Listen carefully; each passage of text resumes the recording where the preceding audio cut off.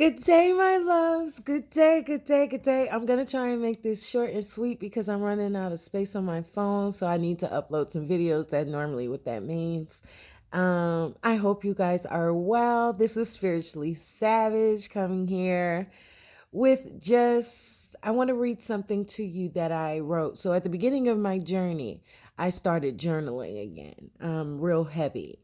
And I'm glad I did because I know you see this beautiful smile. Hi, y'all, Spiritually Savage, sending you peace, love, and healing for your heart. If I don't wish you nothing else, I wish that you have clarity, which is peace of mind, and just a piece of your heart just fixed. And the way we do that is by healing our traumas, not just the ones that we're aware of. And those are the easy ones. Let me just say that before I get into what I'm about to do.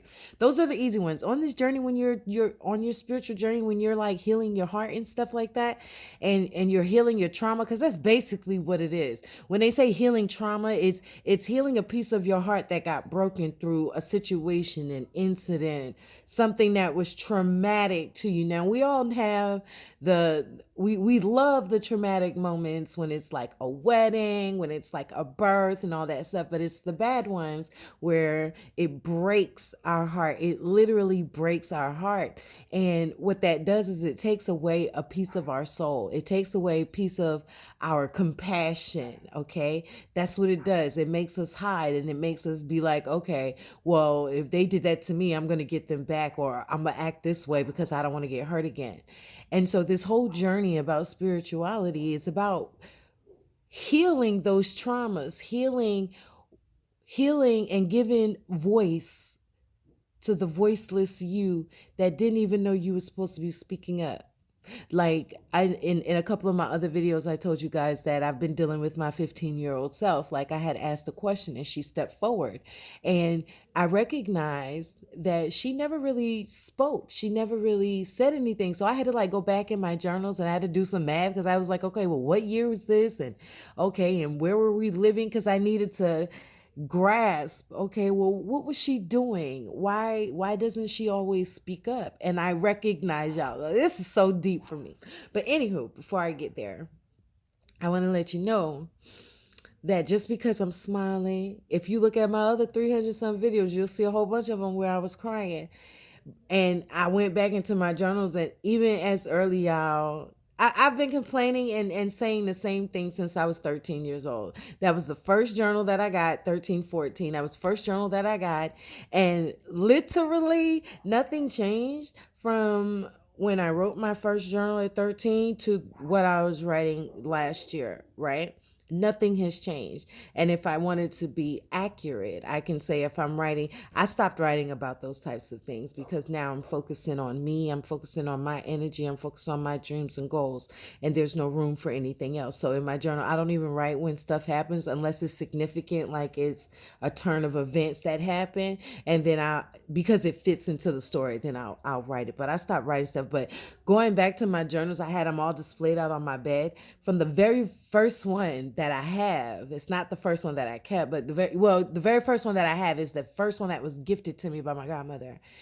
And the verbiage in it is the exact same as the ones that I have after that.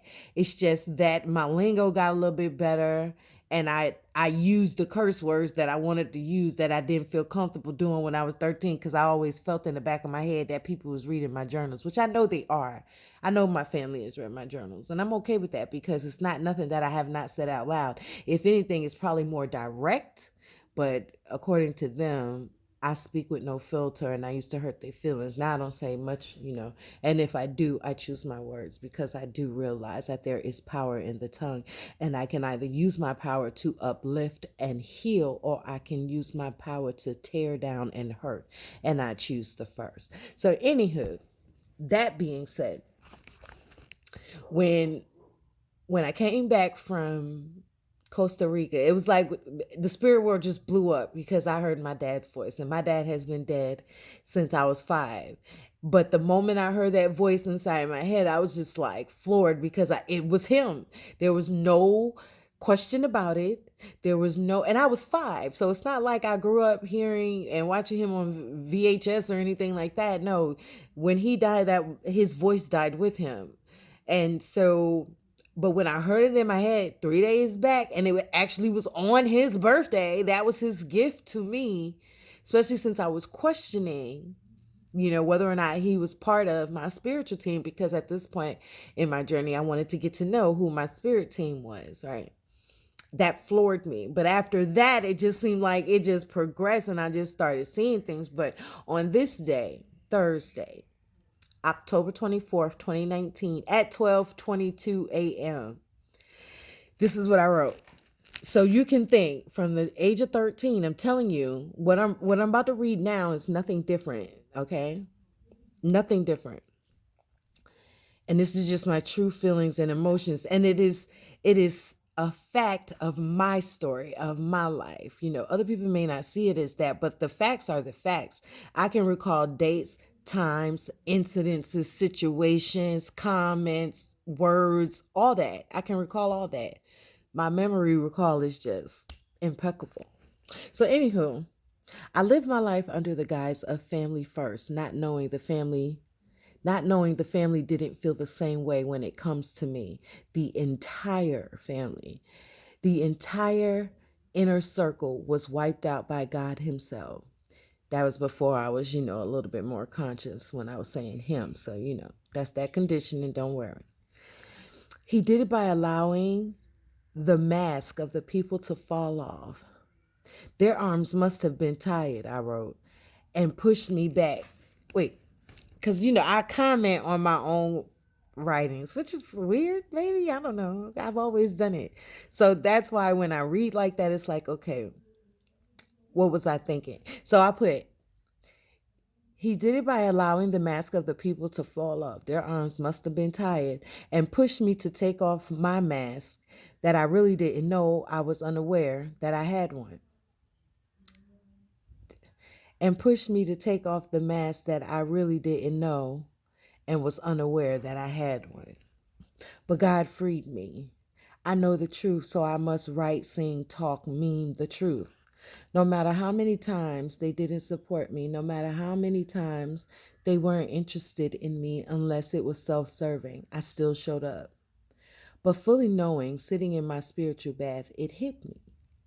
Even though I have stated I am in an abusive relationship with my family, after no one in my family gave a fuck, I was a part of Nick's wedding, I still didn't get it like I just got it. Speaking, and I get it. It's like every situation, it just makes me more aware of the non-give fuck itness, I guess. Is that a word? But it's not so much as that. That's what the 3D person would say.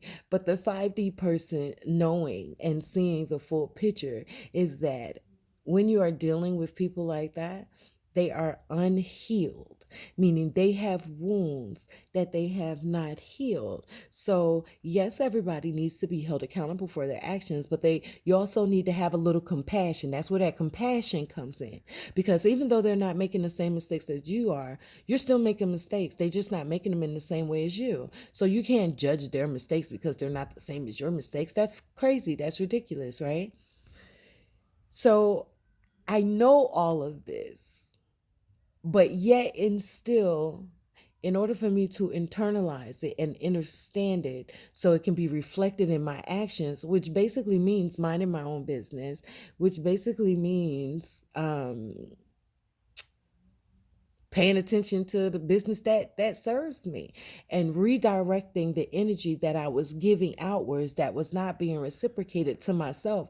And it's crazy because people be like, oh, that's easy. You don't have, listen, I was the girl that was the weird one growing up because I went to the movies by myself. I'm talking about as a teenager. I went out to eat by myself.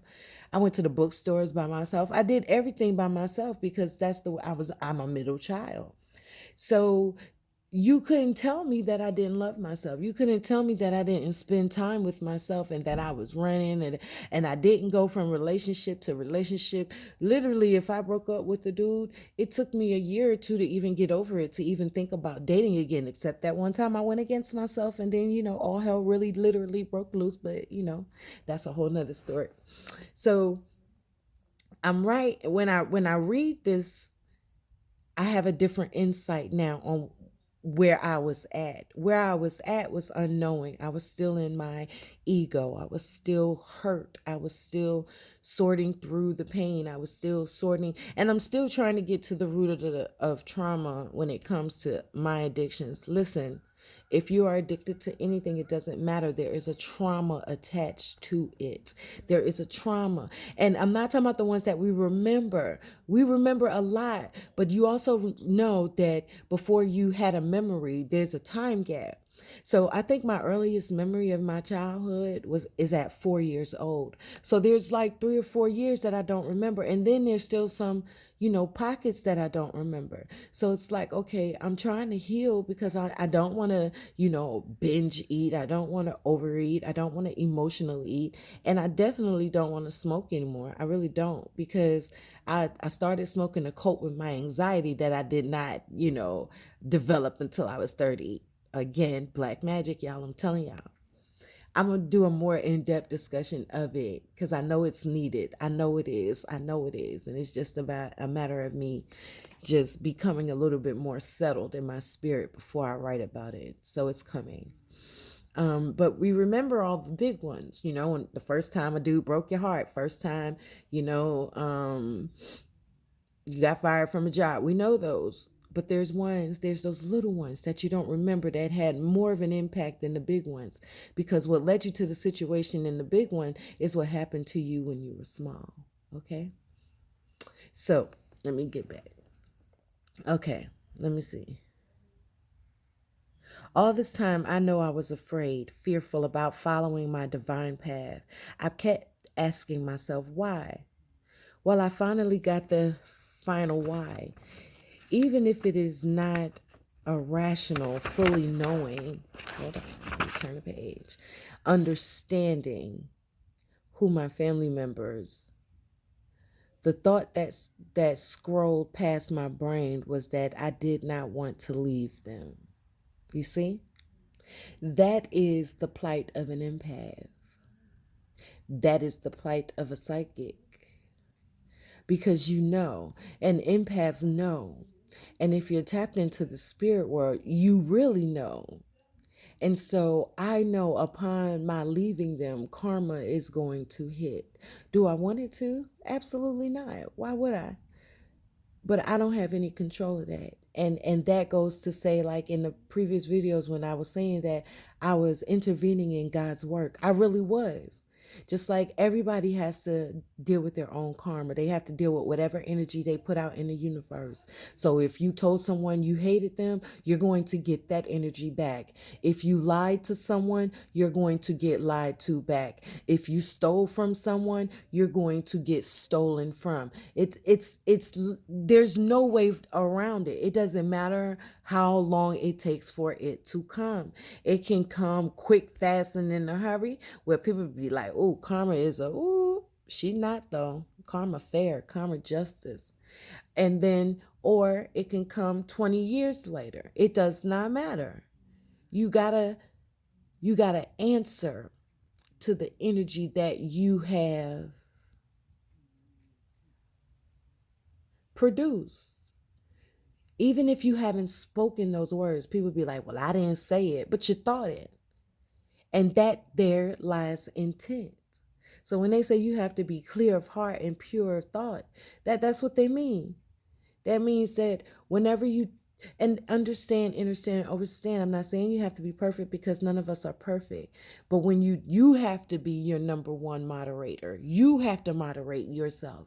You have to be the one to be like, okay, when you say something and it's part of old programming, you have to be the one to tell yourself, hey, we're not doing that no more. We're not saying that no more. And for me, part of The easiest way to do that. And it just happened. This is not something that I sat down and said, okay, well, I was just asking myself questions like, why are you fearful? Like right here, why am I so fearful? I'm fearful. Why? There may be something you are fearful of that is preventing you from taking the next step. And I have to know things. I don't know why I'm built like that. And I know sometimes it probably hinders me. And I know people be like, oh, she's taking her time. She's slow. I'm not, though. It's like, in order for me to make a move, it has to be something that I clearly understand on what's going on, which bumps head with spirit because spirit is all knowing and spirit says you can't know everything, but I still need you to move on faith. And so right now, I've not had an idea or been gifted with inspiration. So I am still healing is what I'm going to say. I'm still in the same space and I'm still healing, right? But as I go through my old journals and I'm reading them, I'm like, okay, well, I can read these to the public because I'm okay with it. I'm okay with it. I really am. So let me finish. Through all the whys I came up with it never dawned on me until I sat in the tub as tears fell down my already wet face. So many wise answers, so many, but I kept asking and answering until today, not because I was scared of the actual path, but because I knew consciously, unconsciously, that they cannot go with me. No matter what I say or do, they cannot go with me. And I don't want to go it alone. I want them to come. The actual truth is that I have been doing it alone, not including God, Yeshua, Mother Gaia, Buddha, spiritual guides, ancestors, fairies, all else, etc. But knowing you have to walk that path without your folks is different than guessing, surmising as much. So I let it go in the tub emotionally. The attachment has severed. Nothing really was as I thought it was. Now I see the unequivocal and undisputed truth. Yes, I know they have issues. Of course, I understand what suppressed emotions can do, and I absolutely get hurt people hurt people. However, accountability is a mother. Namaste. See the God in yourself. That's what I wrote. Namaste, Ashe, Mazel Tov.